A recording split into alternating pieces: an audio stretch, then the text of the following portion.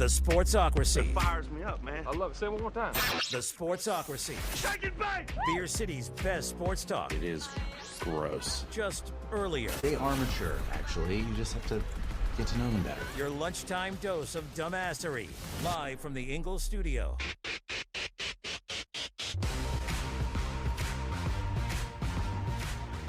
And we are live from Detroit, Michigan, the Motor City, Motown.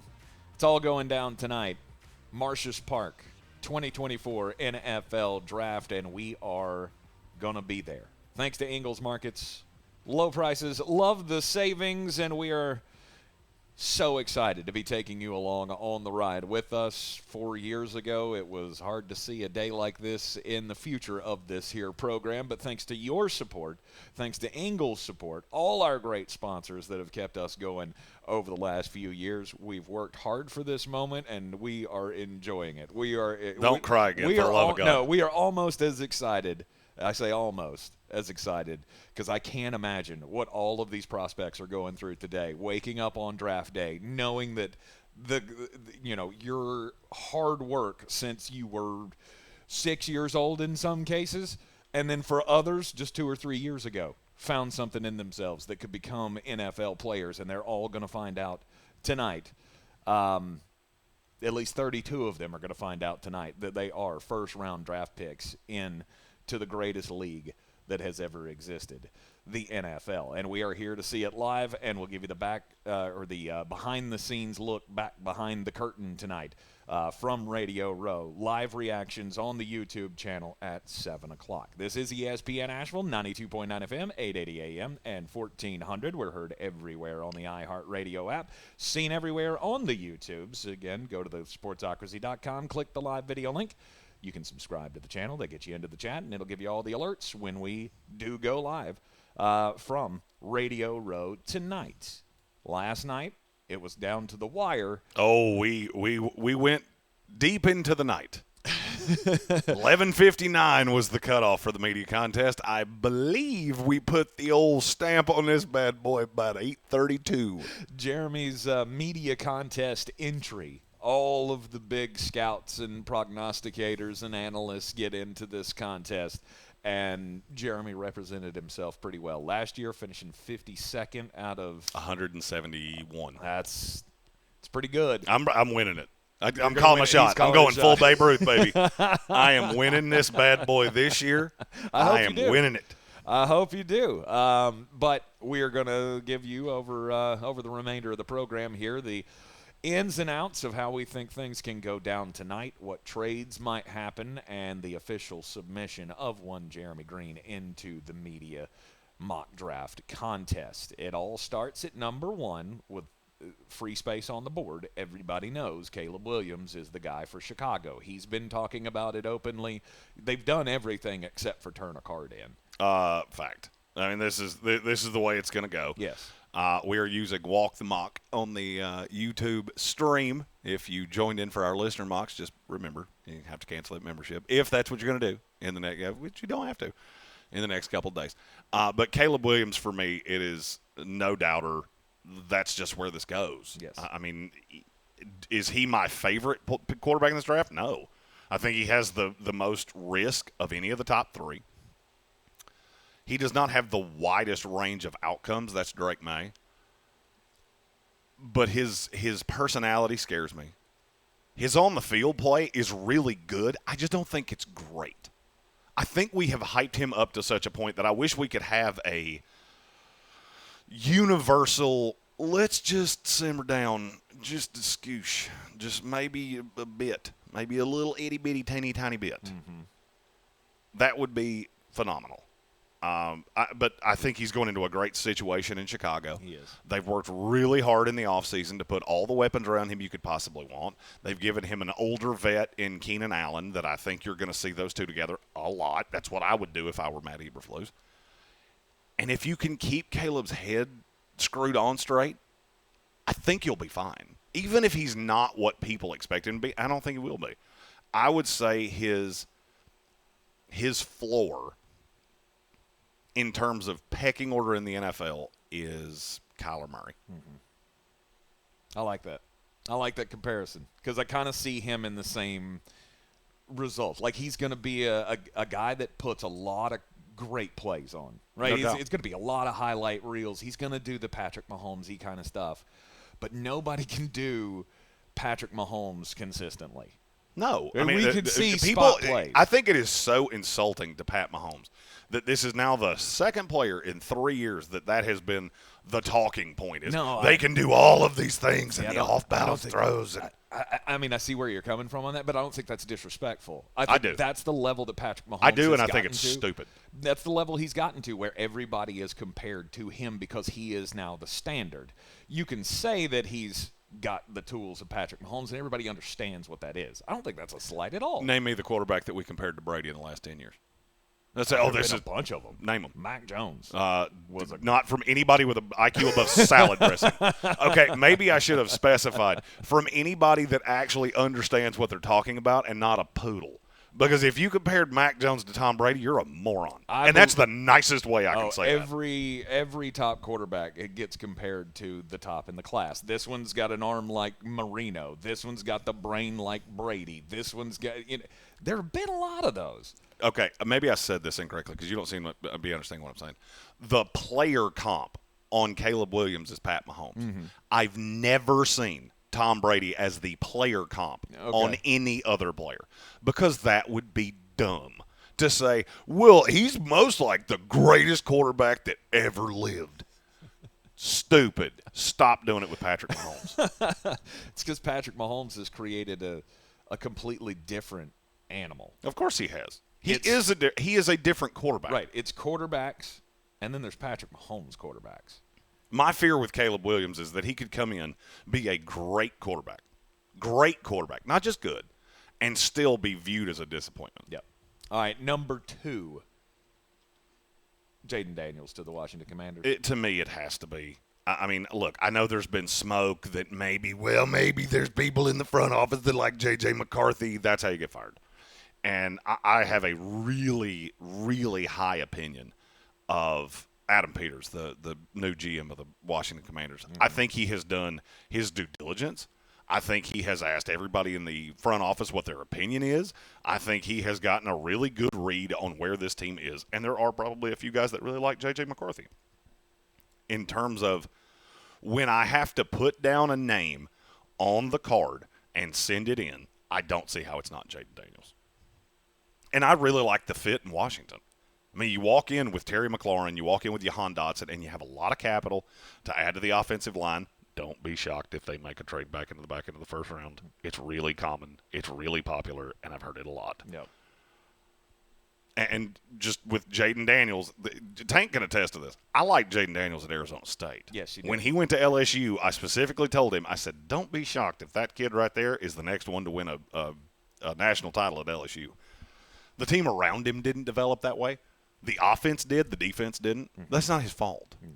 He didn't play defense. Yeah. He did everything he could do. He had a special year at LSU, and he actually had 2 of them. Mm-hmm. We didn't talk about it that much because LSU wasn't that good. Mm-hmm. And some of his biggest games, and some of his worst games, he didn't really like. Here's the game I'm pulling from: the Alabama game that was so high scoring and it was back and forth. Well, Alabama was ahead and LSU was chasing most of the game. But even in that game, there were so many plays that were left on the table, and not because of him. And I didn't remember that from seeing the game the first time. There were a lot of drops in that game from the stud wide receivers that are going at the top of this draft. Malik Neighbors had drops in that game. Brian Thomas had drops in that game. This kid is so good, and the thing that I love about him most is that he is a forward-facing player. Like when he drops back in the pocket and the pressure comes on him, his first reaction is not what Caleb's is, which is to roll out that whole back to the defense thing that you love to bang on Justin Fields for. Caleb does it all the time. Rolls out of pressure, deep back another 5-6 yards to roll out and do the Patrick Mahomes-y thing. Jaden Daniels, I love more about him than Caleb is that when that pressure comes, he's stepping up and finding either the outlet to get out in front of the pressure, or he's just going down the field and taking 20, 30 yards at a time. He's my number 1 quarterback in this class, just like he's yours. He's my number one, and the thing that I think he doesn't get enough credit for, because some people call him a stat accumulator, what you don't seem – the people that say that don't seem to be getting that when your defense is that bad, and with Matt House it was that bad, you have no room for error. You have to score every single time you touch the ball. And he did it. He did it, and that team was – without him, I'm not sure that they would have made it to a bowl game. That's how good he was. Yep. And I think he'll be that way in the NFL too. All right, Jaden Daniels at number 2 to the Washington Commanders, then number 3. Now, this is where it gets interesting, because I don't necessarily think that New England is in love with the third quarterback in this class. So I do think they're going to make the calls of, hey, Minnesota, are you willing to give us 3 first-rounders plus to get up here? No, sir. Denver, you willing to make that commitment? No, because it's too expensive to get to 3. And I don't see a path. And you know what? This is almost like the humanity of people. I don't see how any NFL GM that got to this point could be so unbelievably stupid as to write down JJ McCarthy with Drake May on board. And that's why I don't think it can happen. No. I think this will take 10 minutes. We will be sitting in the room watching the clock tick down, going, what is about to happen? And then Roger Goodell stands up to the podium and says, with the 3rd pick in the 2024 NFL Draft, the New England Patriots select Drake May, yes, quarterback out of North Carolina. Mm-hmm. I don't think that deal's coming either. I just don't think I have to. I'm going to call your bluff. I do not have to. There are too many teams, and when we get to the team that's going to make the move, I will tell you why I don't think the move's happening in New England. It's not that they don't want to. New England would love to drop back to 11-23. The problem is that Arizona put out the feeler of we need 3 first-round picks minimum. So if you're New England and you take less than that, you're going to look stupid. And I don't think a first-year GM getting his first legit real big boy crack at the big boy chair is going to do that. No, but fans don't control GMs. You're right, but they do control the narrative. Mm-hmm. And I'm going to look like a loser, and this is the last event of the NFL calendar. So I'm going to get raked over hot coals for 3 months that I was the goober that couldn't get what the 3rd pick was worth, and I traded down with Minnesota because I panicked. I don't think Elliott Wolf's going to do that. Not when there's a player as good as Drake May on the board. Now, you're going to have to build around him because he was inconsistent. We're Carolina affiliates. We've seen every game this kid's ever played. The good is great. The bad is terrifying. I don't love the fit in New England. I would love it much better in Minnesota. But if you build the offense around this kid, and I'll level with you, I don't think Drake May should start. I don't think he should start the year in New England.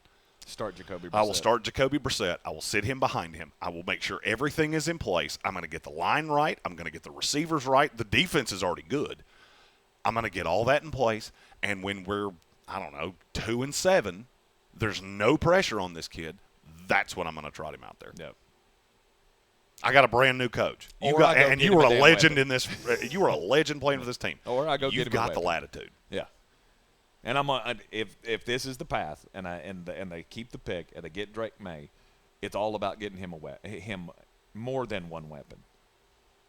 You do whatever you have to get that guy a stud. Now, is that going to be the wide receiver at the top of the 2nd round? I've heard Xavier Leggett or Troy Franklin or somebody like that. Tyson Carter in the YouTube chat said that a report came out today saying the Pats want to move up from 34 back into the 1st round. Where do you think that would be? I can tell you that I think the last 10 picks of the 1st round are going to be really active because there are several teams that want wide receivers that want to jump up in there because receiver contracts are going crazy. The Amon-Ra thing came down yesterday at $30 million. And so they're looking at that 5th-year option going, that could control that 5th year and keep me from having to pay whatever this is going to lead to because Justin Jefferson's about to go 35. Yes. If Amon-Ra St. Brown got 30, he's getting 35. No Jamar Chase is going to do the same thing. Jamar Chase might get 40. Jefferson and Chase are going to be right on top of each other. And so you're looking at that going, I need to get that 5th-year option. Yeah. I need to get up there and control that contract because receiver money is going nanners. So I could see New England. I could see Carolina. I could see a slew of teams that pick in the first 10 of the 2nd round, getting up into the back end of the 1st round to get that 5th-year option. It's not just for quarterbacks. Yep. Although I do think there is a move with a quarterback, but we'll get to that momentarily. And there are quite a few spots of teams at that back end in the 20s that would gladly be willing to move down for extra capital. I actually think my team's a part of that as well. But we shall see. You are in the Sportsocracy, and this is ESPN Asheville, 92.9 FM, 880 AM at 1400. Not in the Ingles studio, but thanks to Ingles, we're on the road in Detroit, Michigan for the first and second days of the 2024 NFL Draft first round tonight. We will continue with Flostradamus's mock draft coming up after the break. You're going to see live analysis on this on the YouTube channel. We will not be on terrestrial radio for this, but you will see analysis of every pick, 1 to 256, at the Sportsocracy on all the social medias. We'll be right back after this.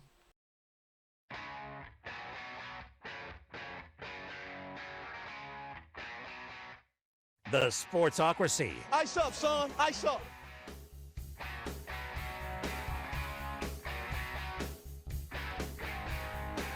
And we are back live in downtown Detroit for the 2024 NFL Draft, courtesy of Ingles Markets. Low prices, love the savings. It is the final Flostradamus mock draft of the Draftmas season, as it is time just about to open the presents. I mean, this is for me, this is a bucket list. Putting out my final mock draft in the media contest, looking at the place where the draft is happening. I can see it. It's right there. It's right outside the window here. The Arizona Cardinals on the clock at number 4 after the quarterbacks go 1, 2, 3. Caleb Williams, Jaden Daniels, Drake May to the Bears, Commanders, and the Patriots. And then Red Sea, here's your pick, sir. Marvin Harrison Jr. is right here on the board for you. Mm-hmm. And I'll go ahead and tell you, Arizona's going to make that call to Minnesota too. Of, hey, how about them for 3 first-round picks? Is that fun? Let's do that. And the answer is going to be, no. I believe I'll pass. Yeah. I don't have to. Drake May's not on the board. I don't have to do this. I do not have to trade 3 first-round picks for a quarterback because there's got to be somebody that can get up there. Hey, does Denver have the capital to get up there? No, sir, they don't. No, they don't. Unless they want to give up their next 3 first-round picks, which I struggle to believe Sean Payton's going to do. The Raiders, it's not Michael Penix that I'm after. So if you trade up there to get him, that's fine. Go do it. Don't care. Mm-hmm. Also, I don't believe Michael Penix is going that high, but we'll get to that in just a bit. So I feel like Arizona gets into the same boat that New England did. Of you work the phones feverishly for 9 minutes, and then you break into that final minute, and you have to break down and go, you know what? Let's go get our guy. Mm-hmm. And I believe and have believed the entire time that guy is Marvin Harrison Jr., wide receiver out of Ohio State. Yes. And so has Monty Austinford. Ever since it came up in the discussion of would you trade this pick, and he went, look, we're open to anything, but it's going to cost you because I got the number 1 pick in the draft.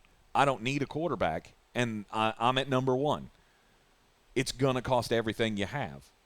And the part he left out of that is because Marvin Harrison Jr. can change my franchise. I think people keep, the Cardinals could trade out of this. Why would I do that? Why would I give up a no doubt Hall of Famer legacy pick guy that can sell me tickets and get me all over the place? Stop saying the things. I don't care about selling me tickets. I do not care. I can win football games, and that sells me tickets. That's what matters. I do care about it in a sense. This guy can be the face of a franchise. Well, you might care about it. The GM does not care about selling tickets. I detest when you do that. I don't care. I don't care. He's the best player on the draft. The best player. Monty Austinford doesn't care about making money. Every NFL team makes money. Mm. My job is to win football games, and Marvin Harrison will help me win football games. Can he be the face of my franchise? Is he a guy, I think character-wise, that is someone I will put out front? By the way, I do find it really funny. I'm glad you said character. Yeah. I find it so funny that because he didn't talk at the Combine, now all of a sudden he's character risk. I've talked to anybody that would answer this question. Do you have any character red flags on Marvin Harrison? Do you know how many have gotten back? Mm-hmm. 0. Mm-hmm. Can I do that by trading down and taking a left tackle? Is that my guy? No. Is Malik Neighbors that guy He that I could can be. put out as the face of my franchise and could be. and be my community guy? I don't. It's a know. plus. I don't- I'm just saying it's a plus, and I believe it factors into the decision because it all plays into whether or not this guy's going to be a team leader or whether he's going to be good in the locker room. All of that plays for me. It might play for you. For Yeah, but the GMs, GM doesn't care. Yeah, for a GM, if there's one guy that I think's a future Hall of Famer and the other one's a future, he'll make a couple Pro Bowls. I don't care if that future Hall of Famer comes out wearing bloody clothes with a knife in his hand. Do you think that I'm gonna take that dude. it's that distinct between the two of them? No, I don't think it's that. Okay, that was my only point. I don't think it's that distinct between the two Yeah. of them, but I do think it's very clear that Marvin Harrison Jr. is the player. If they wind up at 4, that's who they're going to take. Now at number 5, Now this is where it gets fun. And this is where you have to be real careful when you're Joe Ortiz and Mr. Harbaugh, because you got to be careful what you say to people. Now, I'm going to tell you the nitty-gritty. We love being the behind-the-scenes show that gets the access to things like this. So I'm going to tell you how this went for me. And Tank can attest to everything I'm getting ready to say. I have told him for weeks that the Chargers really like J.C. Latham. But I couldn't wrap my brain around how you would go at 5 to get him. Well, I don't think they like Joe Alt as much. It's not that they don't think he's the number one player. I've kept butting up against this of he's not a left tackle.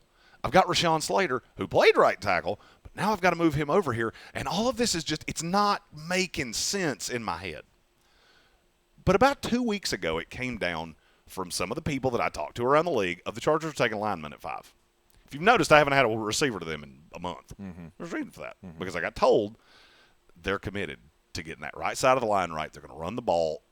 This is where it's going to go. But I'm still stuck on who's that going to be.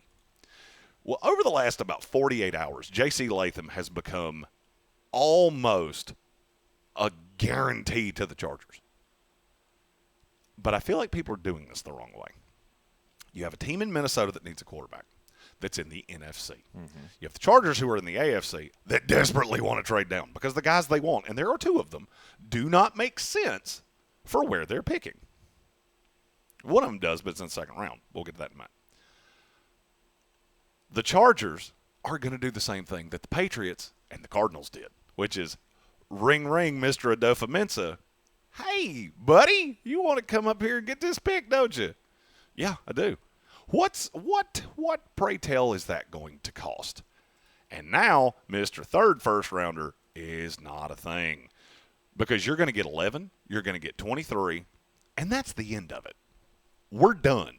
There's no more extra picks. There's no more any of this. There's no more anything.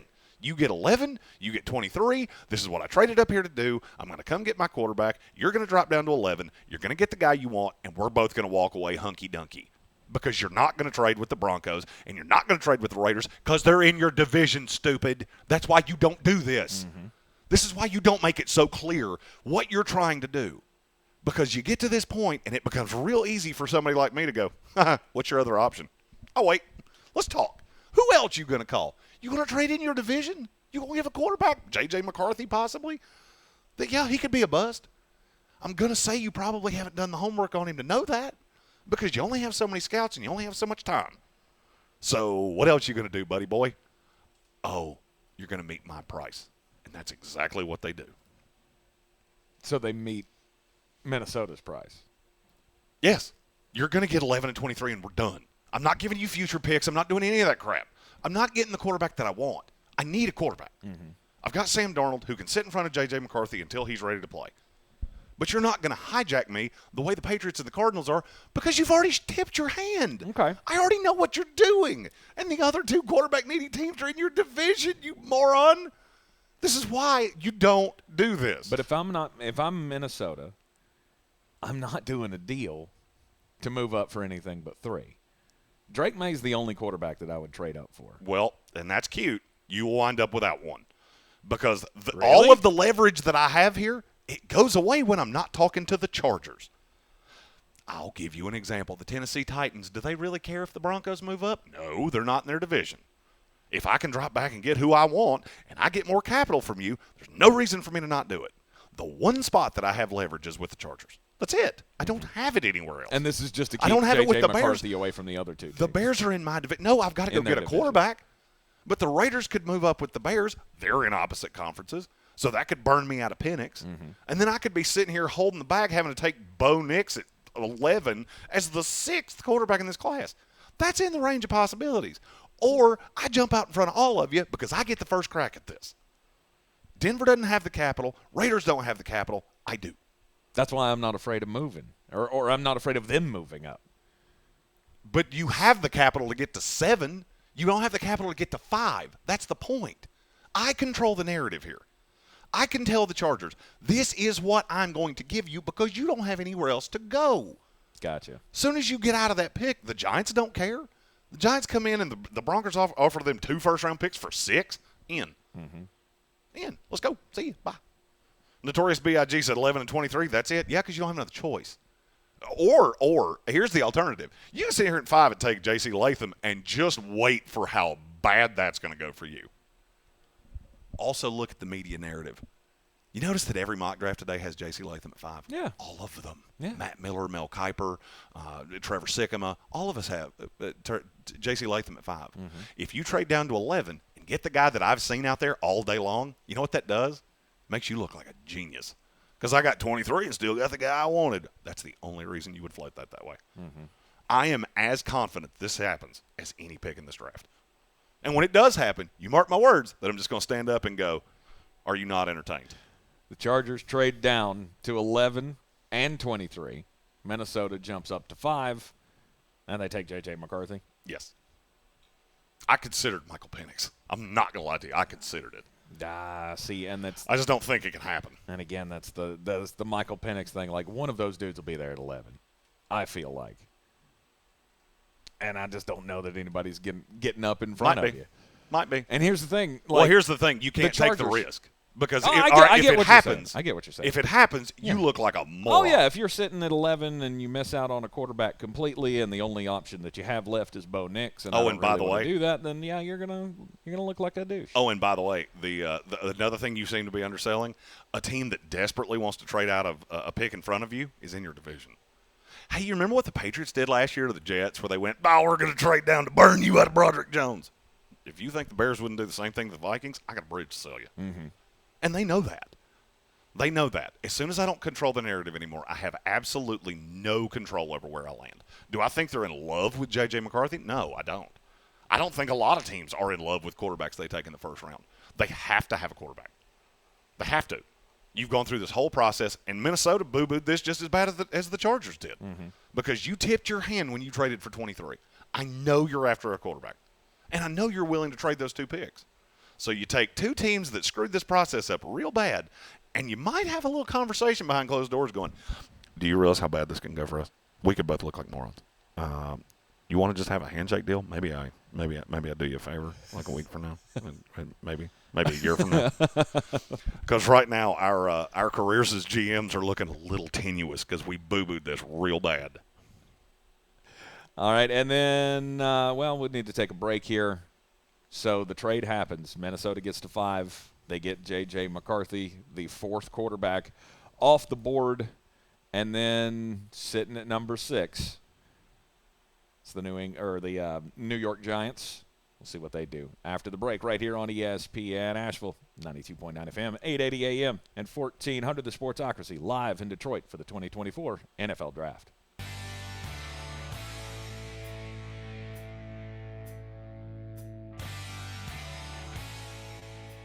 The Sportsocracy. That is some good, clean family fun there, eh, Kai? And we are the Sportsocracy. Tank Spencer, Jeremy Greene, live in the D. The D. Detroit, Michigan, for tonight's NFL Draft. The first round.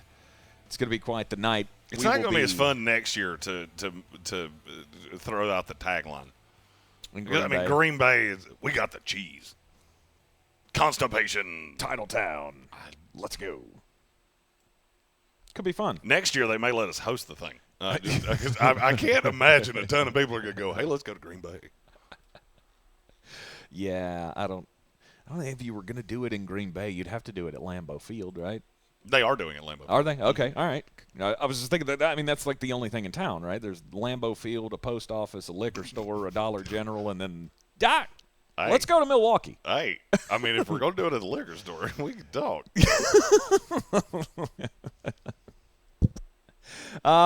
Number 6 pick in Flostradamus' final mock draft. I mean, look, New York Giants, I've had this.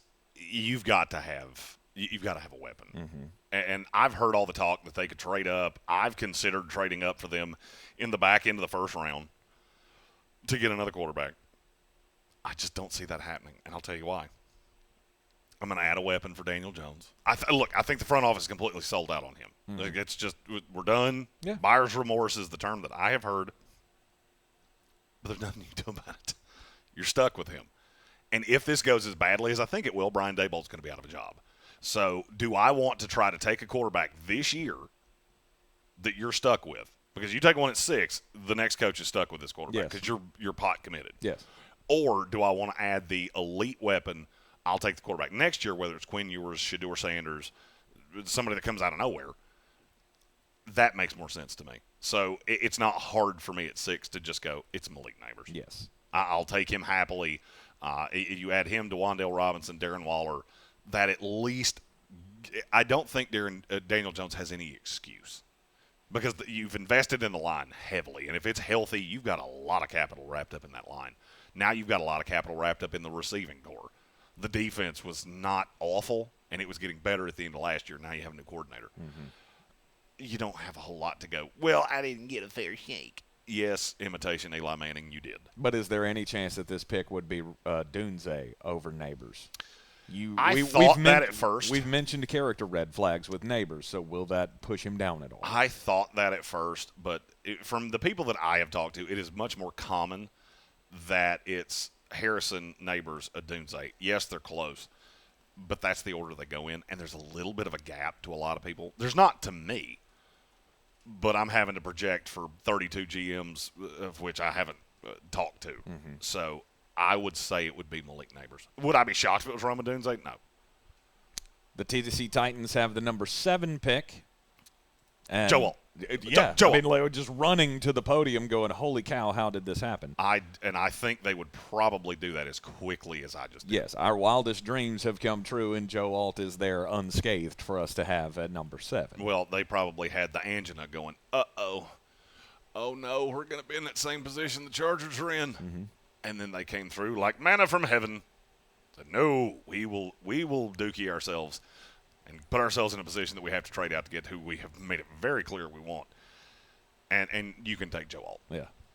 Alt, to me, is an immediate plug-and-play left tackle. He'll be your blindside protector for Will Levis. And you add that to Peter Skoronski from last year. Petit Frere goes back to the right side. You invested a little bit in the line.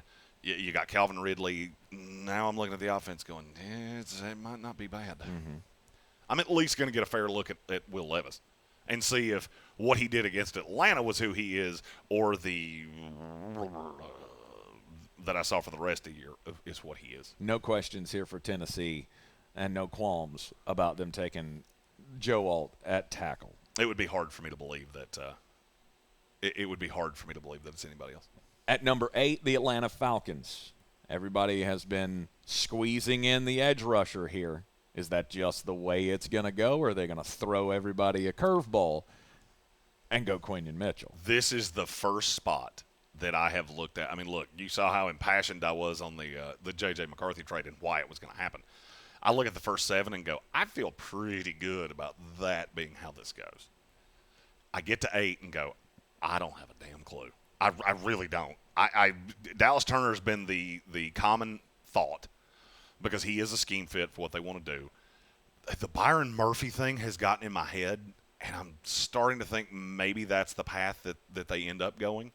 I also keep coming back to Quinion Mitchell going, that was in my first mock, that was who they took because I could not believe they would get this duped on Dallas Turner. Mm-hmm. I also keep getting told that this is you got a lot of things at play here. Sitting GM, coaching staff that's all brand new. You don't know who's making the pick. I think this will tell you a lot about the brain trust of the Falcons.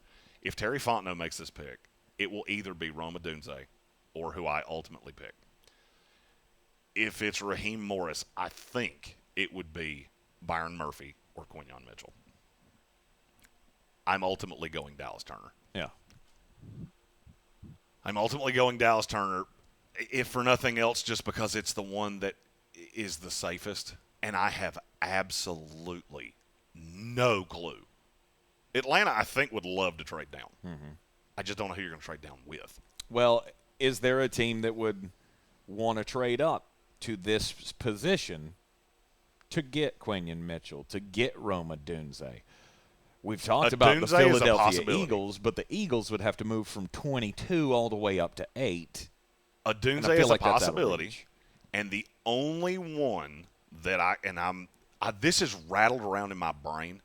The one that I keep thinking about is the Buffalo Bills. Would Buffalo be willing to come up from 28, give up next year's one, and whatever else that's going to cost? Because I'm not going to lie to you, I don't know. Mm-hmm. That may cost another one because Buffalo's been so good for so long. I don't know. I couldn't get to that point, especially with how many receivers there are in this class, but that's the one I kept looking at. Going, if anybody's going to make the play, it would probably be them. I don't think you're making the play on Penix, if that's what you were asking me. Yeah. So are you saying a 2025 first-round pick? With 28. With 28. And then some. I think it would cost more than that. I'm going all the way back to the Julio Jones deal, which was forever ago. Because that's the last time we really saw a team move up like that. I just couldn't get to that point. Buffalo has too many holes, and the roster's too expensive for me to see them doing that. But that is one that I think you should put in your – you should put that in the back of your old brain batteries and go, if that happens, remember there was a fat mulleted dude that said that was possible because Buffalo's been vocal about trading up. I just think that's too rich. Yeah. I think Buffalo, if Odunze somehow got past the Jets, now we start talking about, maybe. Well, I mean, because – Odunze will come off the board real quick. 8 might be the spot, if that's who you're looking for, to keep him away from Chicago, to keep him away from New York. That would be your play. Thomas Gage in the YouTube comment said it would take at least 3 first-rounders to move up that high. In this draft, I would agree with you. You got to understand, the back end of the top 10, you start denigrating these picks, so they're not worth nearly as much as top 5 picks are. In this class, I think he's right, and that's why I couldn't get there with Buffalo. That's why I had Atlanta they finally had to roll over, and the clock's dwindling down. I got to take Dallas Turner. Yep. Number 9 pick belongs to the Chicago Bears. Rome Odunze is on the board. Is that the call, or are they going Jared Verse, or – Look, there have been a lot of players named here. Caleb Williams came out yesterday, basically said he wanted Ola Fashanu. I would be dumbfounded if that happened. I will say, though, the fact that he said that openly tells me that – I mean, because, look, we all know that he's going to Chicago. What they talk about at these meetings and at his visits and things like that, the fact that he felt okay to say that and start the firestorm that he knew it would start makes me think that Chicago might be a trade-down possibility. You would be looking at Bowers. So I looked at Indianapolis because I know they have a fixation on him. I looked at Cincinnati. I just couldn't get to the point where I could bypass having that extra deep threat, legit deep threat. Look, DJ Moore was great last year with Justin Fields. I need a big-bodied, legit deep threat with the route runner, and I can just do so many multiple things. I couldn't get to a point where a package was going to be big enough for me to bypass that, whether it was for Byron Murphy, whether it was for Jared Verse. I couldn't get there. And so for me at number 9, it's Rome Odunze, wide receiver out of Washington, to the Chicago Bears. Which leaves 0 excuses.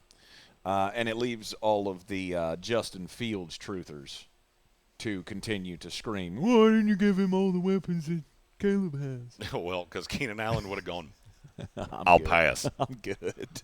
Hey, we traded you to the Bears. I won't get on the plane. Yeah.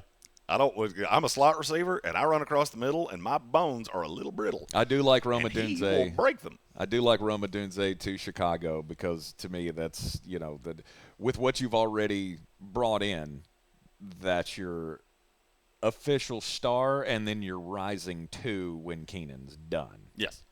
And then you got to get a slot receiver down the line. I love the build for the Bears. I think it I think it makes too much sense to not happen. And then you get to number 10. Run to the podium. Brock Bowers. You give me one of the best pass-catching tight ends, playmaking tight ends ever to be a prospect in the NFL. He may be the most complete tight end that I've ever graded. He's not a great blocker, but I think he could be. Mm-hmm. He's willing. He can turn so much. He's got some bend. But you add that with Mike Williams and Garrett Wilson, and now you've got 3 legit big boy targets. You still have Tyler Conklin. You got Breece Hall coming out of the backfield. Mm-hmm. There is a thought that they could look to trade down to try to recoup that second-round pick that they lost in the Aaron Rodgers trade. I just don't think you can bypass Brock Bowers to do it. You know, and I've seen other people put linemen in there to the Jets. I feel like if that's where they were, because I know they like Fatano. I know they like Latham at least to some degree. He's the clear 3. And I know they've loved Talise Fuaga since the Senior Bowl at minimum. I don't know what they talked about before that. I watched them with my own 2 eyes, just ooh and ah over Talise Fuaga. I feel like you would trade down at that point because somebody would be, if Bowers and Odunze were gone, if either one of them's there, you run to the podium, and that's what you do. Mm-hmm. If somehow they were both gone by the time you come up, you're going to look to trade down because there's going to be somebody that fell. There's either a quarterback that you can trade in front of Minnesota if they didn't move up. There's too many variables there. And 10 is where you start getting into the, well, I can get up there for a second-round pick, or I can get up there for, in some cases, a third-round pick. And that's where I think the trade could be facilitated. Yep. But with Bowers on the board, I didn't even think about it. No, the Jets will not be moving out of the 10 spot. They have too many options there, too many guys that they can throw into their scheme and be just immediate impact players. Brock Bowers, a favorite of Aaron Rodgers, and will be for a while. Now at number 11, the Los Angeles Chargers. Here's the Chargers, and now do they pull the trigger here? Or do they entertain another trade possibility with a team that might be looking to get that number 1 corner? I don't think they're going to risk it. Okay. Because you got too many teams that are sitting behind them. I mean, they were probably sitting on the edge of their seat the way you've been sitting on that seat this entire week in Detroit. God, it's so painful. And you just go get the guy. And these two have been – this feels like smoke, late smoke. It's not. They've been attached to J.C. Latham the whole time.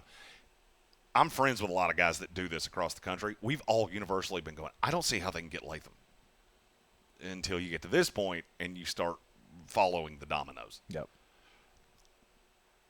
I don't love J.C. Latham. I have said that vocally because I don't think there's a lot of growth to him. I think he is very much the player that he's going to be. Yep. The Chargers want a right tackle. They want to keep Slater on the left side. They still believe in Zion Johnson, who they took a couple years ago to play guard. They think this team is really close. And so they want a guy that can play right away. They're not looking for the projection of we're going to move Joe Alt to the right side or Talise Fuaga as just a run blocker. J.C. Latham's a ready-made prospect. He's going to come in and play, but there's no growth. I think it's short-sighted. You'd have to remember, and I say this every single year with new GMs. New GMs come into the big boy chair, and they feel like, I've been sitting back watching guys do this. I'm going to do this my way.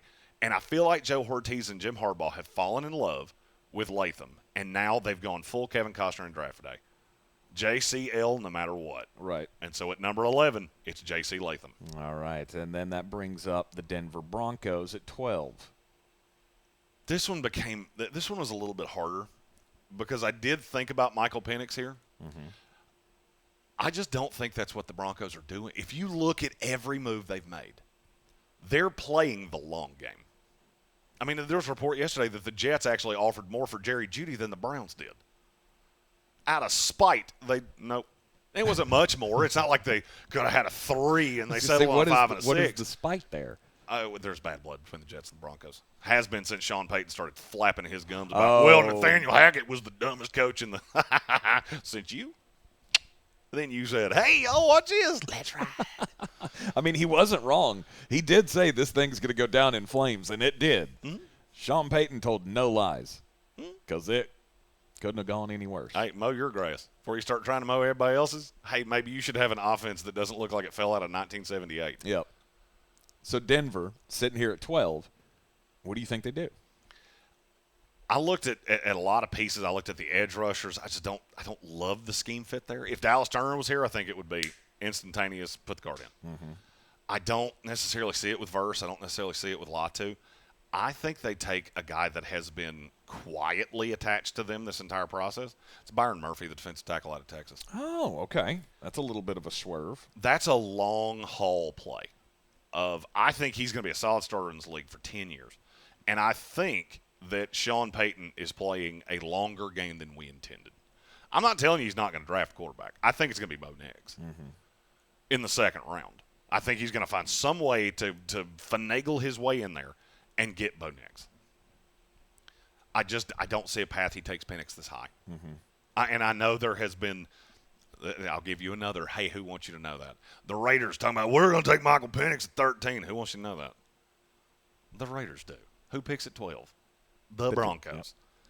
Because you could take Quinyon Mitchell because the second corner in Denver is poopy. Yep. That's my pick. Quinyon Mitchell? Yeah, if I was making this pick, this would be another one of those no-brainers. I'm going to it. I got Patrick Surtain and Quinyon Mitchell. They have not seemed interested in that over the process, wild. Which is, hey, this could be one of those. This could be one of those, hey, we saw him at the Senior Bowl. We didn't have to bring him in the building. It's good. We're just going to run up to the podium and take him. Yeah. I don't necessarily believe that, but it could be. So for me, it's Byron Murphy here at number 12. Yep. And then the 13th pick belongs to the Las Vegas Raiders. We'll give you that coming up after the break here, top of the hour. And then we'll continue with the final mock draft from at ESPN Draft Nerd Jeremy Greene here in the Sportsocracy live from the Detroit, Michigan, 2024 NFL Draft Day. We'll be right back. The Sportsocracy. It fires me up, man. All right, we're about to go live. Sportsocracy. Shake it back! Beer City's best sports talk. It is gross. Just earlier. They are mature, actually. You just have to get to know them better. Your lunchtime dose of dumbassery. Live from the Ingles studio.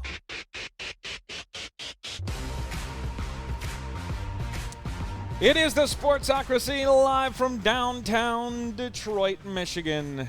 The scene of the 2024 NFL Draft. It is Draftmas Day, and we are giving you the final submission into the national media contest for Flostradamus Jeremy Greene. The final mock draft, the one that's going to win him all the glory in the media contest. At least we hope so. Well, I mean, you've already planted the flag. Look, you've called your shot. Like I have Babe called my Ruth. shot. You said I'm you're winning this. I'm winning it. I'm winning it. Anything all the less, fame, all the glory that comes with it. It's just like you say with every NFL team. Unless you're going to win the Super Bowl, you might as well suck at it. So yeah, I mean, I'm either going to finish first or last. Exactly. I'm going full Ricky In Bobby. fact, if you ain't first, you're last. But we do have a slew of these from the YouTube chat that we need to catch up on. Oh. All right, super chats in the YouTube comments. That is our new. That is forever and for always the button. That shall be Matthew used. Hoffman is the first one.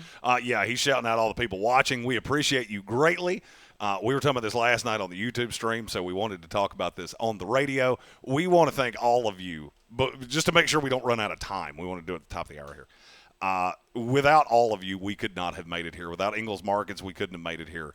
And from the depths of our hearts, we thank you so much. This is a dream come true for both of us. Tank and I have been like two little kids in a candy store all week long. Him actually in a candy store at one point. I was.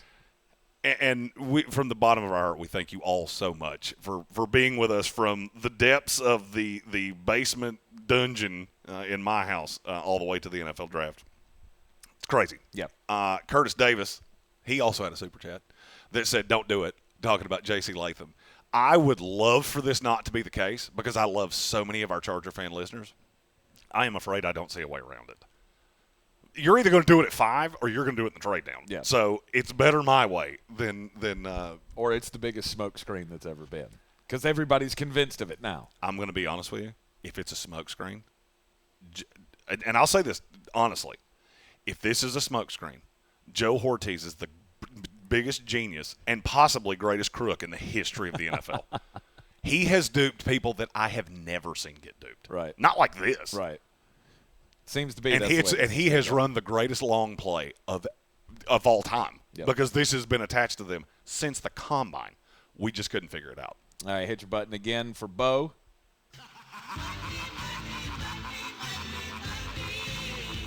Shout out to Bo and Karen as well, as he says, "Hey guys, I'm so proud of the show and how far I have come," because he feels like a small part of it, and you absolutely are. 100% you are. You're a part of it. Karen's a part of it.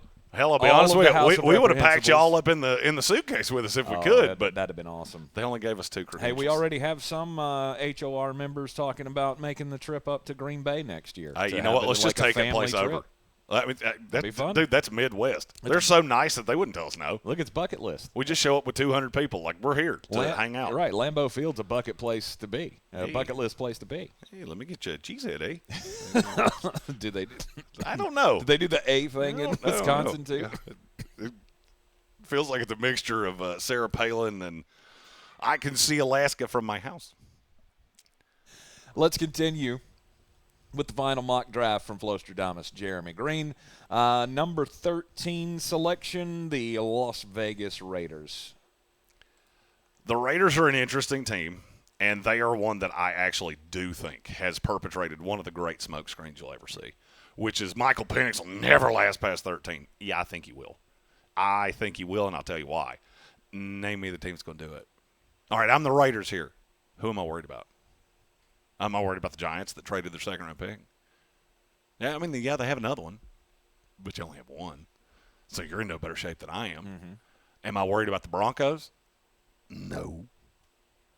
Who am I worried about? I don't have to take Michael Penix here. Okay. So I can take the number one player, to me, the guy that I've had attached to them forever, and I may have a little magic worked up with the Raiders later on here in the mock draft. But here at number 13, I will happily take my number one corner on the board, and it ain't particularly all that close, Quinyon Mitchell out of Toledo. Okay, so no quarterback there, a cornerback, number one corner off the board at number 13 to the Raiders. I will tell you, that might not be the last time we hear from the Las Vegas Raiders in this here mock draft. Number 14 puts the New Orleans Saints on the clock, and all the tackles are here. They are, and now this is where the rubber meets the road of, hey, you know, we talked about you wanted a tackle. Now we're going to talk about which tackle you want. Which one of those do you want? Do you want Troy Fautano. Fautano. Saying the same thing. Do you want him? Do you want Talise Fuaga? Do you want Olafashanu? As I was going through the sculpting of this, I basically crowdsourced this. Of if this happens this way, what do you think will happen? And Notorious B.I.G., who is one of our resident Saints fans, he's in the chat chanting Fuaga, Fuaga, and that's exactly where I'm going because I think that's how that would go. With Derek Carr, I look at their ability to run the ball, and that was something that kind of went away at times last year. And I think they would lean on Fuaga. I think they have him rated higher. I've heard the whole time that there are people that don't like Olafashanu and that he's going to fall. And I finally found a way to make it happen. So here at 14, it's Talise Fuaga, offensive tackle out of Oregon State. Or, as he pronounces it, Tauliese Fuaga. Okay, Eddie Guerrero. Just pronounce your damn name the way it's spelled. You could be. Well, it is. It is. So the A is an all sound. So it's Tauliese Fuaga. Taliese Fuaga. Got it. Taliese Fuaga. Yeah, It's hard to got do. it. You know, It's fine. we'll get it. Hey, do you know the player I'm talking about? Then Yep. that's all that matters. We all do. You know, just trying to be PC here, just a little bit. At number 15, This would be. It probably wouldn't take long, and I can tell you he's higher on a lot of boards than he is on mine. It's Cooper DeJean, the cornerback out of Iowa. I just feel like he fits that scheme so well, and people are going to be a little off-put that he goes ahead of Terry and Arnold. it's because of the order of teams that are there. I think he's a better fit than Terrion Arnold with the Colts. I feel like Terrion Arnold is a better fit with the team that he's ultimately going to go to, and it's not going to take all that long. But Cooper DeJean is a guy that certain teams are really in love with. And the medical has kept, because he got hurt at the end of last year, and that's kept a lot of these things from jumping up the way that they would have. If he could have gone to the combine and run there, this would not sound as untoward as it does right here. But I do think this is who they would take in this situation, and I think they're going to be presented with it. I don't see a way that you have more than one corner go before the Colts. Yep. And And now, could that be Terrion Arnold? It could be. And then at 16, Seattle would love to trade down. And Troy Fautano may be the greatest smokescreen ever. But I couldn't pick anybody else. No. I feel like Philadelphia at this point would be looking at, okay, there's no DeJean, there's no Quinion Mitchell, so that's probably two of the top three off the board. We could go get Terrion Arnold. It could be. I think that's the more likely scenario. I do too. And I this, just and didn't this do is it where here. you have to. I would say and so. you have to pull the trigger at 16 because Jacksonville will not pass him up. I tend to agree with that, but I couldn't pull the trigger on it. I'll tell you why. Because Seattle will probably not be able to get the player that they wanted at 22. Possibly. So I couldn't forecast the trade down. I just gave them Troy Fautano. And I said this on the stream yesterday. There are people that think Troy Fautano can be a Zach Martin level guard. Yes. Do I believe that? No.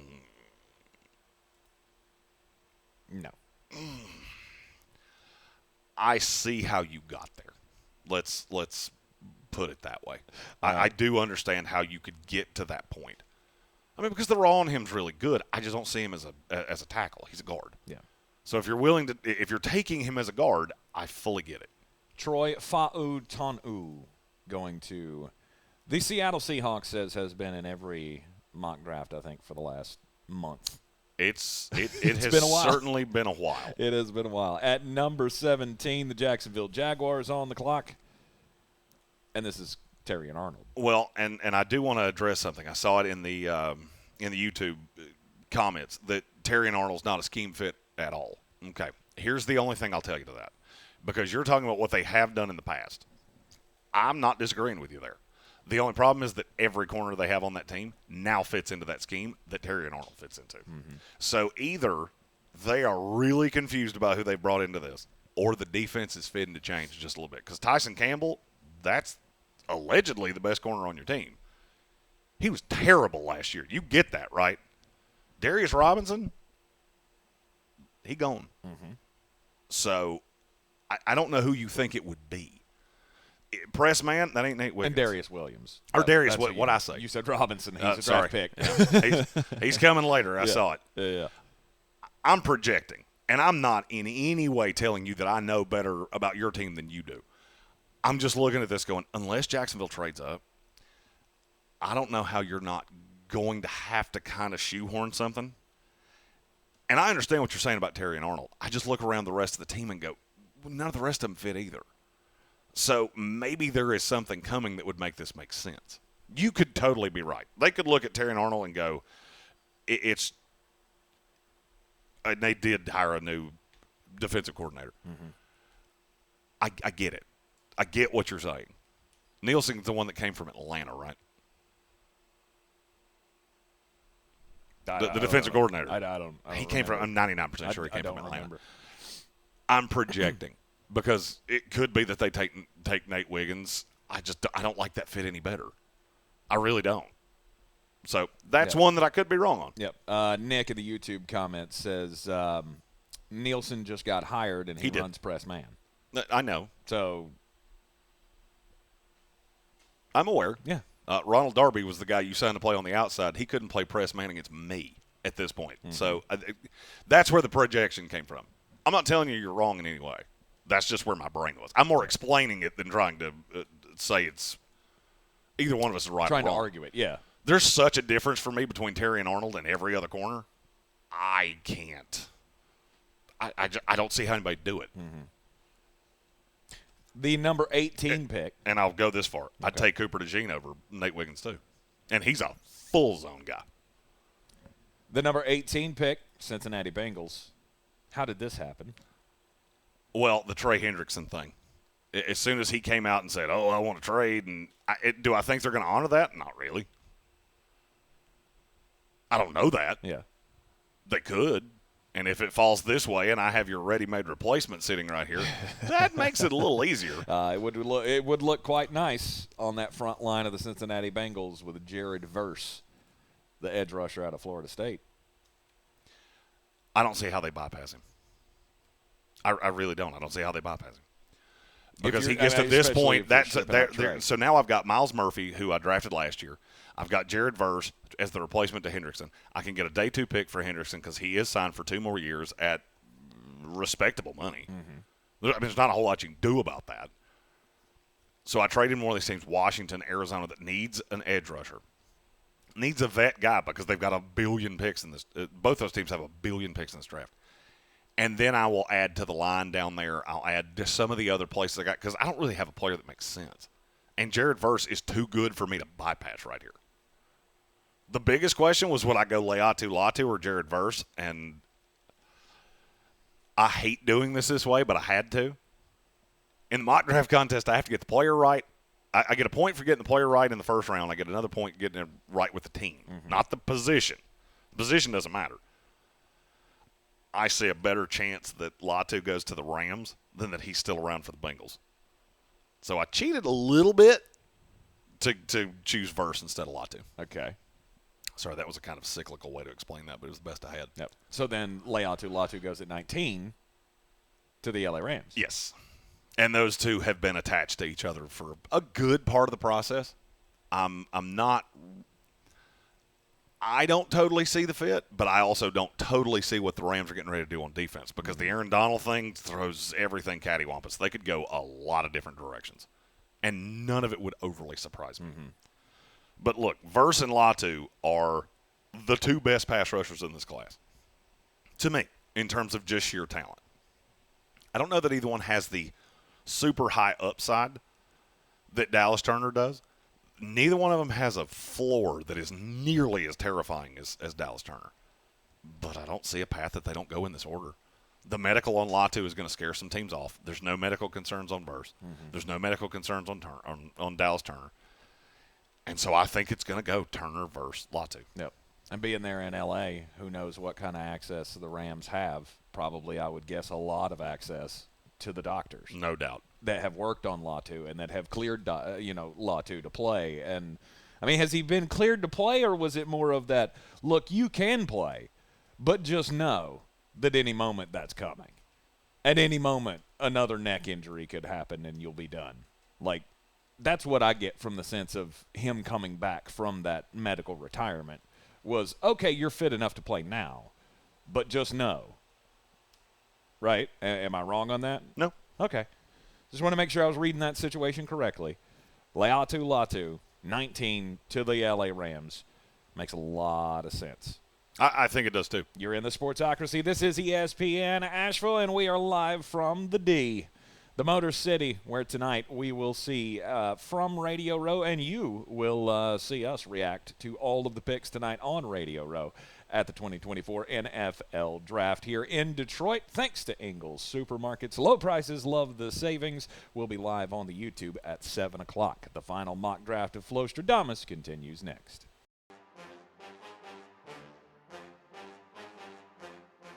The Sportsocracy. Why are you smiling? Because I love football.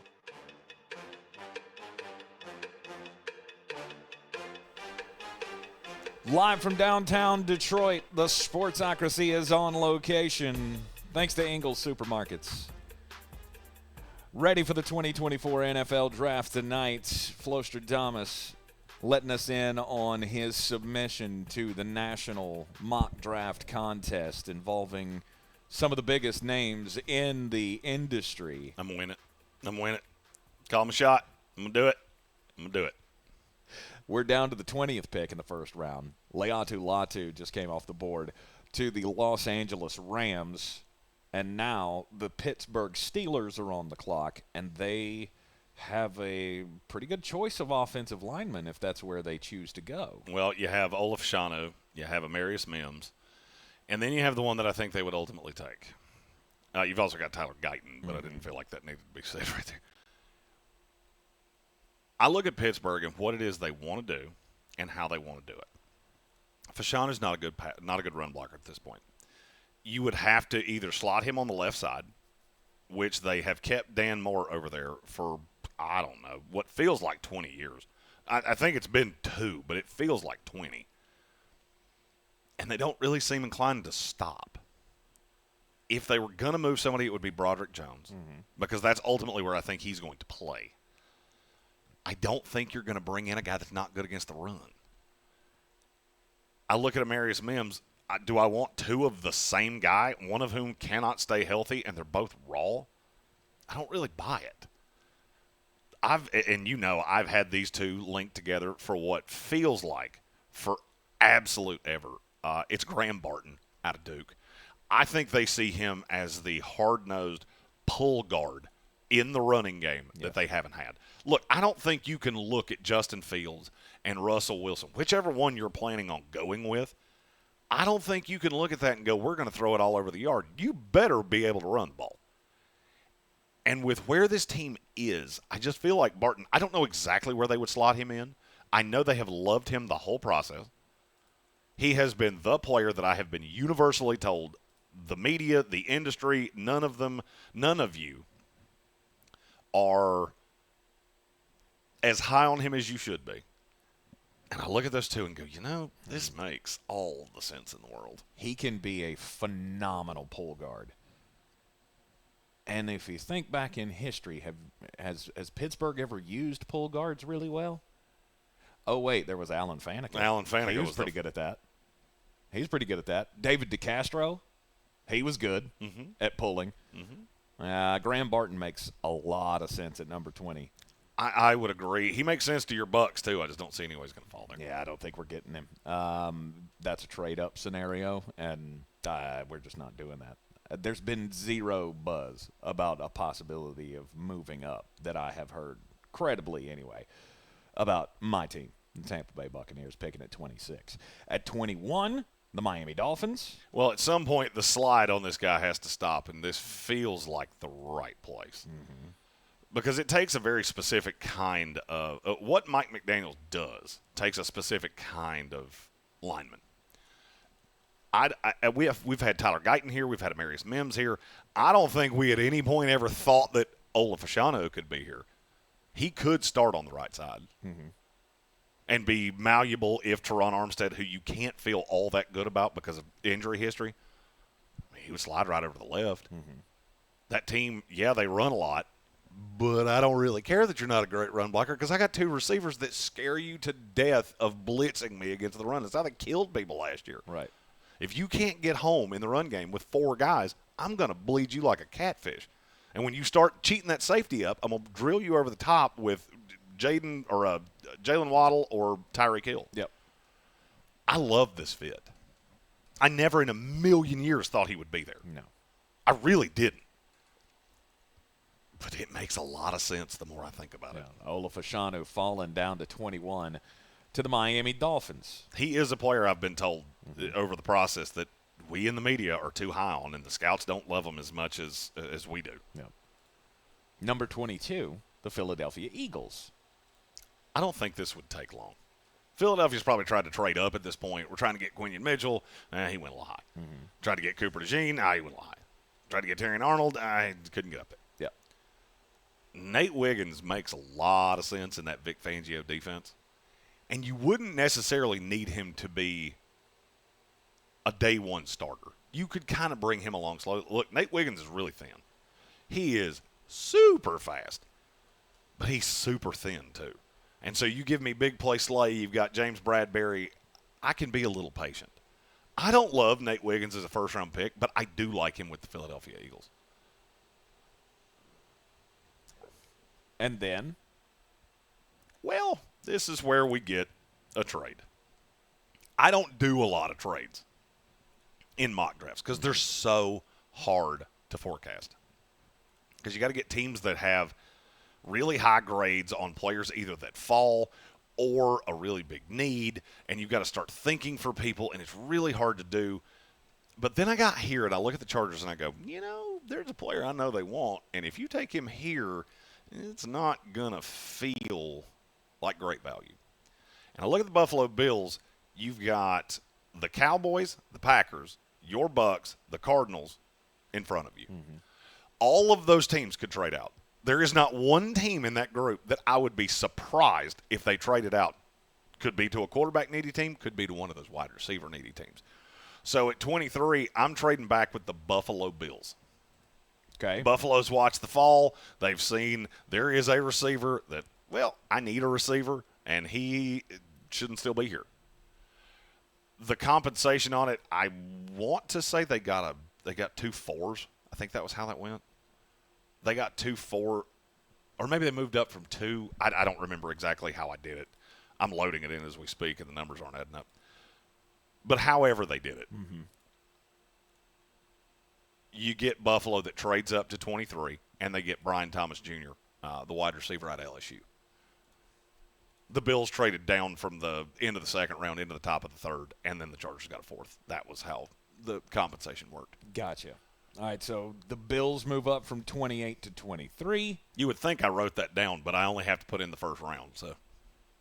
And they take Brian Thomas? There is some little bit of rumor that there are some injury issues on him. That feels so smoky.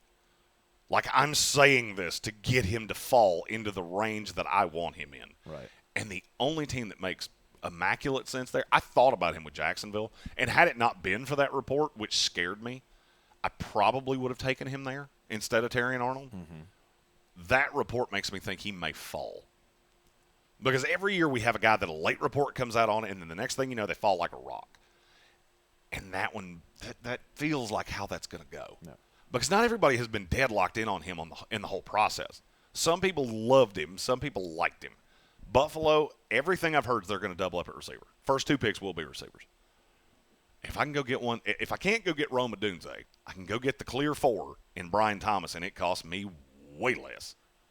And I don't think Buffalo has the capital to make that big home run swing move. Okay. And then at number 24, the Dallas Cowboys go where? Tyler Guyton, offensive tackle out of Oklahoma. Okay. That one was vocal at the Senior Bowl. I had to go back to my notes because Dallas has been hard for me. Dallas loves to take swings. Last year they took Mozzie Smith. That didn't particularly work out. I think it will in time. But I look at where that team sits. Receivers deep, I can add a receiver later on. I don't see a player that I have to add right here. Somebody's going to say Xavier Worthy. Mm-hmm. I don't see a way he goes in the first round.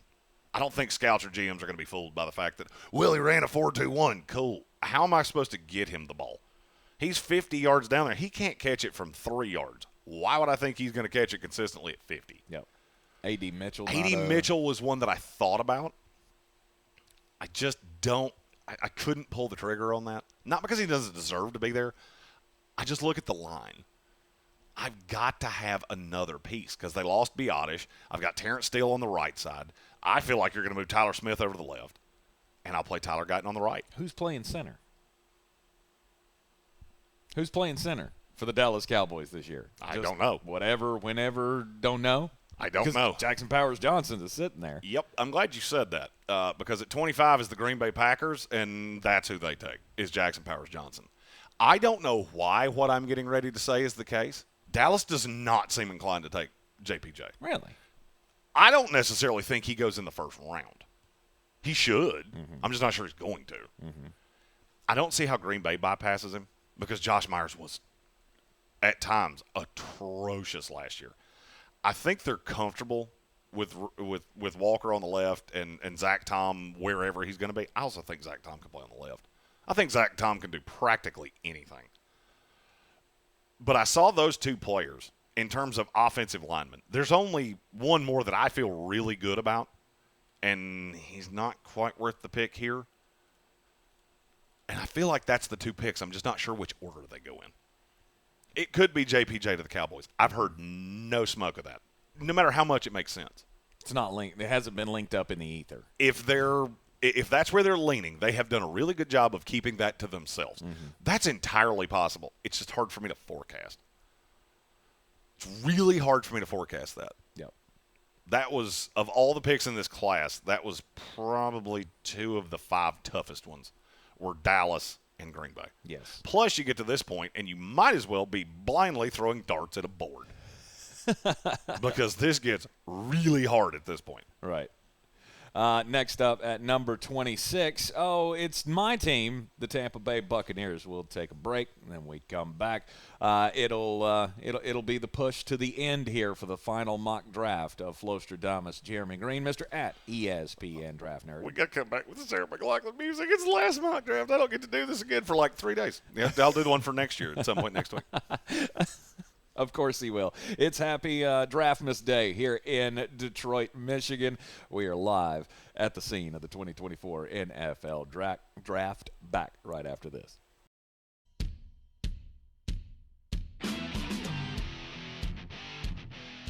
The Sportsocracy. Let's open up the whole can of kick ass and kill them all. Let the paramedics sort them out.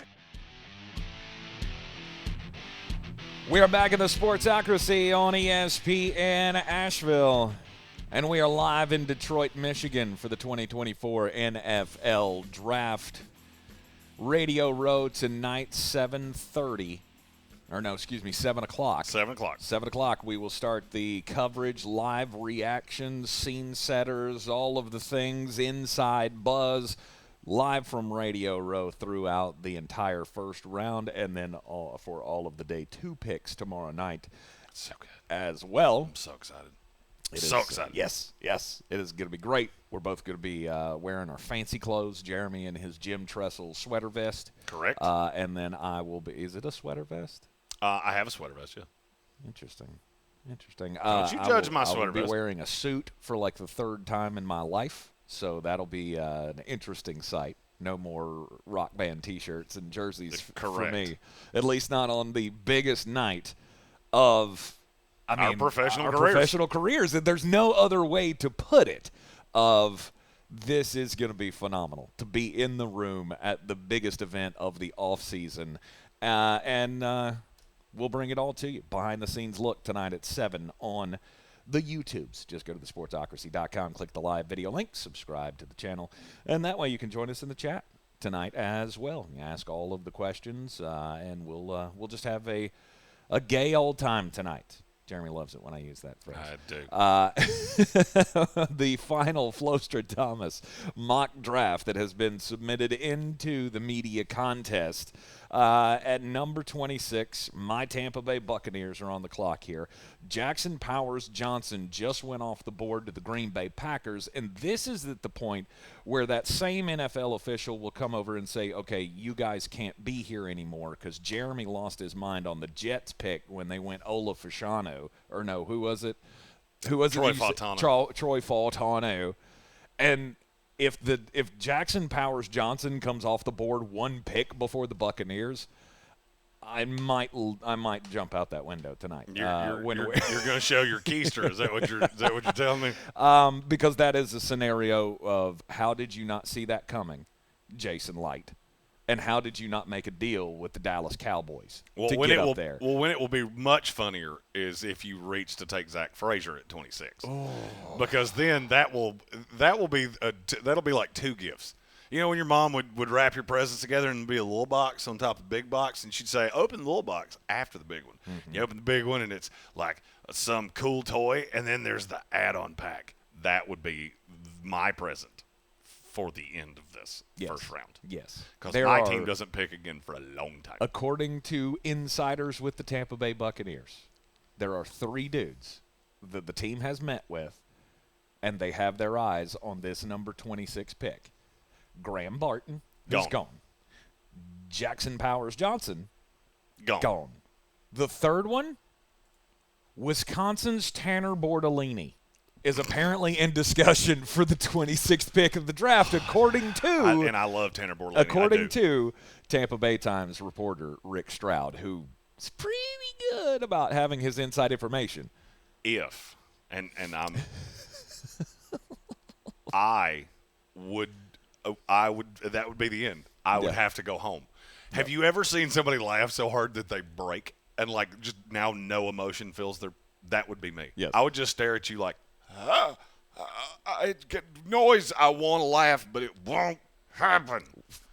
When it comes down to my team, there are only two positions that are going to be drafted at this spot. It's going to be an offensive lineman. It'll be an interior offensive lineman, a guard, or hopefully a center to replace Ryan Jensen. Or it's going to be the edge rusher. It's going to be Chop Robinson. It's going to be Jared Verse, gone. He's gone, been gone. And Marshawn Nealon from Western Michigan.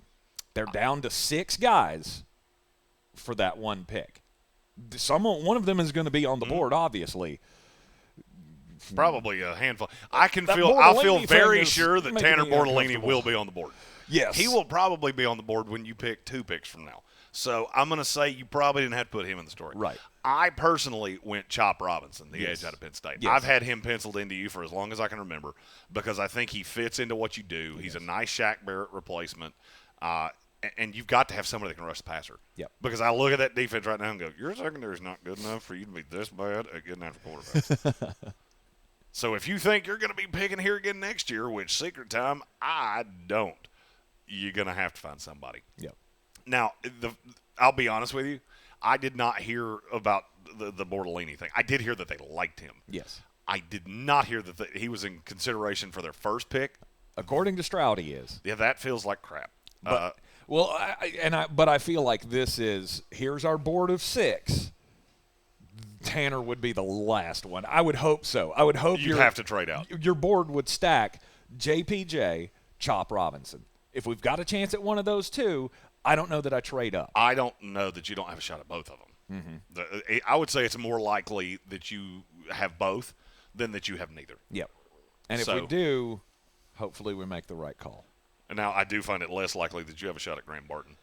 I don't. You've been drunk on the whole time. I mean, I have because I know because I did a lot of looking into who are we looking at, and as soon as I heard it's either JPJ or Graham Barton, feel pretty certain that's what this team wants to do. They want to build in the trenches. Mm-hmm.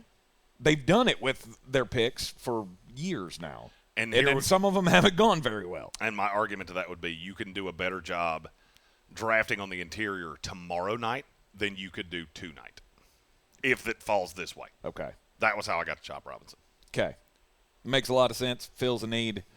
Tampa Bay Buccaneers with Chop Robinson at 26 makes all the sense in the world. There will be a vast reaction, though, from me if JPJ goes one pick ahead of us because I am in love with that dude. At number 27, the Arizona Cardinals are on the clock. It was really 2 positions. It was really just one player. I considered Kool-Aid McKinstry because they do need a corner. Mm-hmm. I'm just not comfortable taking him this high. I think he is a second-round pick.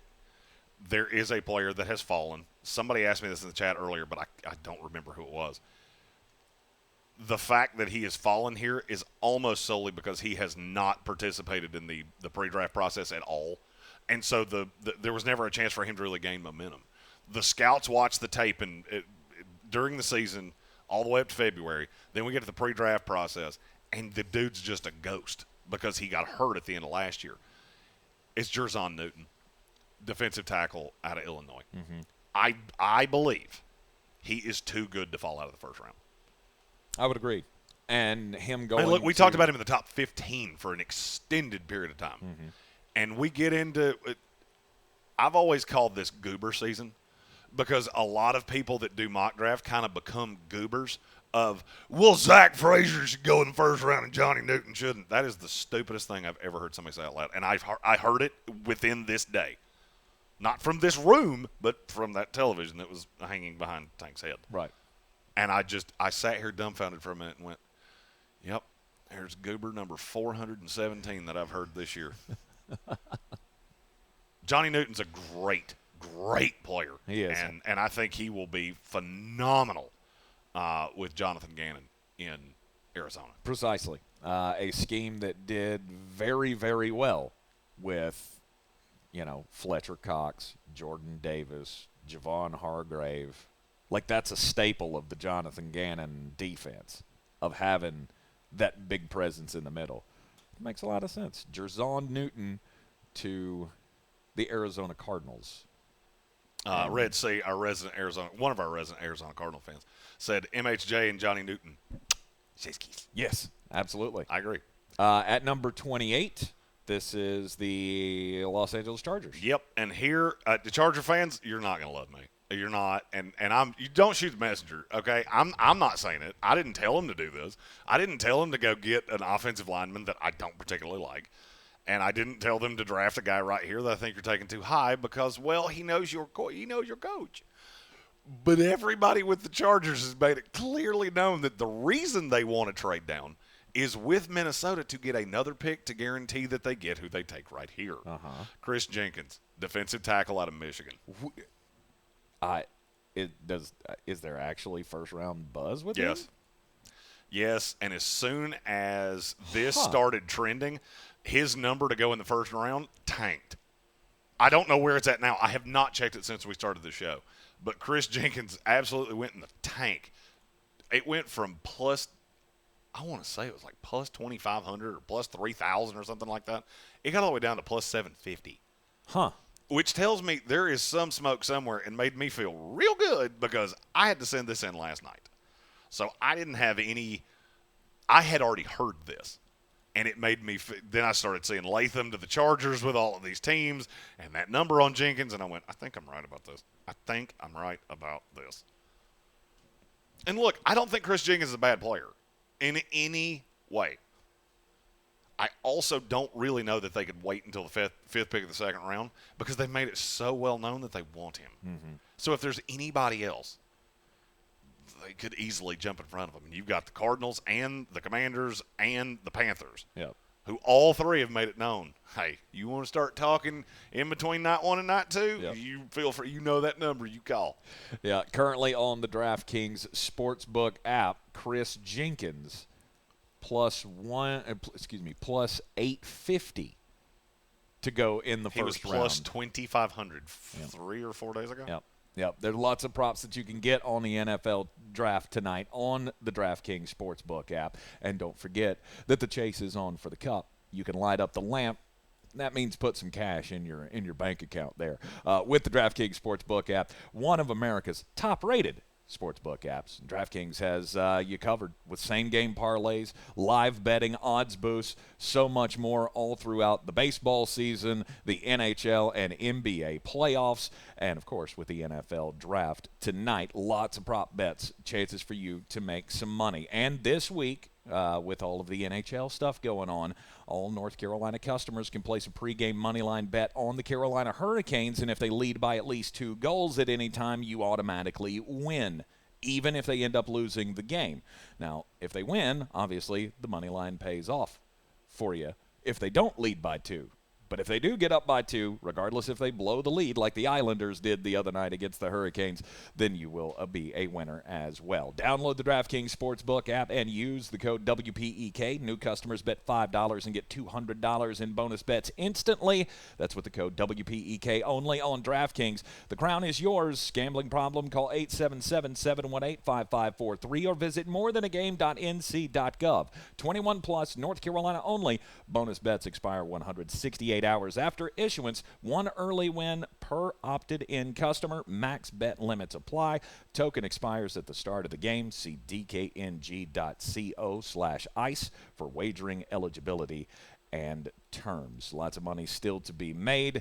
Flostradamus, to wrap up your first-round mock draft here, we go to the number 29 pick with the Detroit Lions. Are they going to take the guy everybody says they're going to take? That's who I gave to.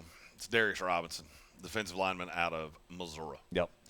There's been so much smoke here, and Detroit is a team that they proved last year. We ain't hiding it from you. I mean, if we take our guy early, that's fine. We're going to get our guy. Yeah.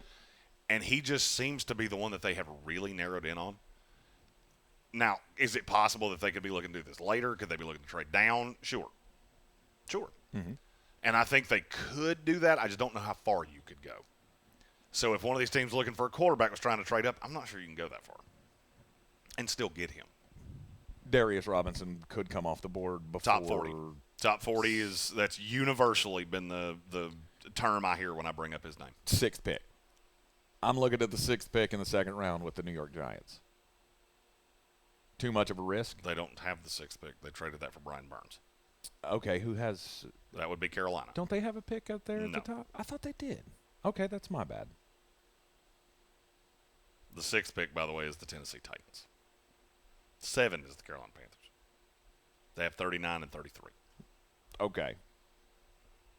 So where's the spot that they could trade down to? I don't think there is one. That's why I didn't do it. There's just not one. Yeah, that's why I didn't do it. The Raiders would be the team I'd be looking at. I don't think you can go that far and still get Darius Robinson. Gotcha. See, that's what I was looking for. What's that basement that I'm thinking? Number 30, the Baltimore Ravens. This is going to be one of those. I struggled so hard with Baltimore because I felt like Baltimore does this every year where a player falls in their lap and you just go, wow, isn't that awesome? Isn't that great that somehow this dude falls right in your lap? But I couldn't find one of those. Then as I started doing this, I went, oh, there he is. There he is. It's Amarius Mims, the offensive tackle out of Georgia. Does he have injury concerns? Yes. No doubt. No doubt he does. Do I think Baltimore's going to care at this point? I mean, Amarius Mims at one point was in the teens. He falls right in your lap here. You add to the offensive line, and you could have the Ronnie Stanley replacement a year or two down the line, and you're right tackle for now. Once I saw it, I couldn't unsee it. Yeah, I hate that as a Baltimore sympathizer. Because I've been through this injury thing at tackle with Ronnie Stanley. I don't think I want to bring a guy into my building that I'm afraid might have injury issues, since I am the team that has been most stricken with that. There you go. In the last few years. But the talent's too high for him to get out of the He does first have round. a lot of talent, because when he is available, he is one of the best in the game, or at least was in college. Yes. And could be at the next level. No doubt. Okay, and then at number 31. And here's where we get our trade. Because I'm looking at all the players that I forecast potentially for the San Francisco 49ers, and how many of them do you think are still on the board? Not nary a one of them. None of them. And so I feel like this is the team that would call the Raiders and just go, you know what? We know there's a guy that you like. It's Michael Penix, and you come get him. It would cost their 2nd-round pick, their 3rd-round pick, and they would get back 4th-rounder. Roger that. And that's fine. Okay. For me, that's fine. I'm going to go up and get the guy. There's a lot of smoke about them going up to get Jaden Daniels. I don't think they have the ammo to do it. Yep. And then I know Antonio Pierce wants to. I'm not debating that in any way. I don't think you have the bullets in the gun. And then the Carolina Panthers, the Kansas City Chiefs have the final pick of the 1st round at number 32, and they're going to go get their wide receiver, right? I don't think so. Maybe not. I think they wait on wide receiver. They take the left tackle. There's one that they have been attached to for quite some time. It's a guy that I believe in quite a bit. He's been mocked to Kansas City a few times with me, and it's Jordan Morgan out of Arizona. Yes. Jordan Morgan out of Arizona, the final pick of the 1st round of the Kansas City Chiefs. That is the Flostradamus mock draft, the final one, submitted into the media contest. We'll see how he does, and you can follow along all the results and the picks and all of the DraftKings winnings tonight in the NFL Draft, as we will be live from Radio Row, downtown Detroit, Marsh's Park, as we'll be on Radio Row giving you the behind-the-scenes look at the NFL Draft. We will see you then on the YouTubes and back here tomorrow at noon on ESPN Asheville with first-round reactions. See you then.